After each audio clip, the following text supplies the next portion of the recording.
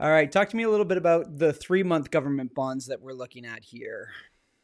Yeah, What do the you think? 3 month bond yield told us, a couple days before the rate cut in September that it was going to happen. It sharply went down and it went down to 2.43. And, it projected to us that, okay, a 25 basis point cut was going to happen. So just recently, we've seen it creeping down again, 2.36. So this is something I'm keeping an eye on coming up to the rate cut announcement for October. Is if this keeps moving to the downside, we might see the cut for sure happen in October. So this is what I'm keeping my eye on. All right. And now, as we take a look at the central bank, the Bank of Canada, this is where we are at 2.5 currently, which brings us back to '09, really, Oh nine. in terms of where we are now. And Yep. it's nice to see there, we talk about a little bit of stability going from, 2010, 2011 to 2015. We saw that. And then again, leading into COVID, we saw that. And it's, it's funny that the chart obviously doesn't tell the whole story. There was other factors here because this was pretty short lived. But it was long enough that the housing market just shot up, right? And the amount of borrowing that happened during that time. It felt way longer than what it looks on that chart It on does. how, because I remember us screaming to the government or to the central bank, like, listen, rates are way too low right now. Like, these Mhm. markets are insane. People are throwing a ton of money at these homes. And I think it should have started increasing much sooner than it did, Yeah. to at least take some of the air out of the market so that it didn't get as overextended as it Yeah. did.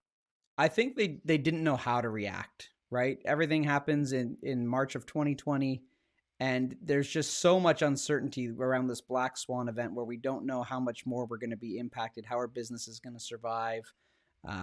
And there was a lack of decision. They didn't look at some of the other factors, or leading indicators that we were seeing kind of on the ground, and that lack of decision there pushed that up. And like if you look at that, we're at 0.25 down during this time. It was way too low. And again, even if you look through these years, down at 1%, the market was increasing, but it wasn't increasing like it was in this, specifically when we talk about real estate. Well, And it's crazy because they dropped interest rates that low and they bailed everyone out.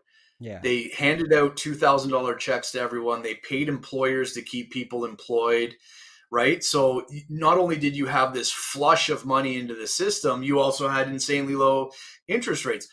There was investors that had 6 rental properties who went to the bank and said, "Oh, you know what? I can't pay the rents for these or the mortgages for these 6 properties for the next 6 months."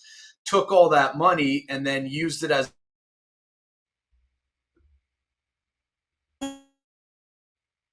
right off the bat.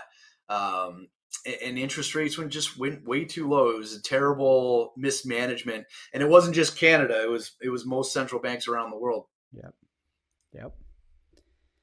All right, taking a look at the 5-year bond yields, which impact our 5-year fixed rates or our fixed rates in general. What are we looking at, Matt? This takes us back to what, 2011? The same time at Yeah, this level? takes us back to around 2011, but also too, we're still bouncing around this range here on the fixed side. If I scale this back just a little bit, we can see that it was at 2752 last month. So it's just slightly down from where it was last month. So the Mhm. 5 year yields, on kind of on the longer end, is still range bound in the higher or the mid 2 sevens Mhm. Okay, but coming down a little bit in comparison to where it was last month. And again, for sure. seeing that on our seeing that on the average of the 10 banks from Wawa as well, seeing those slight declines. Yeah.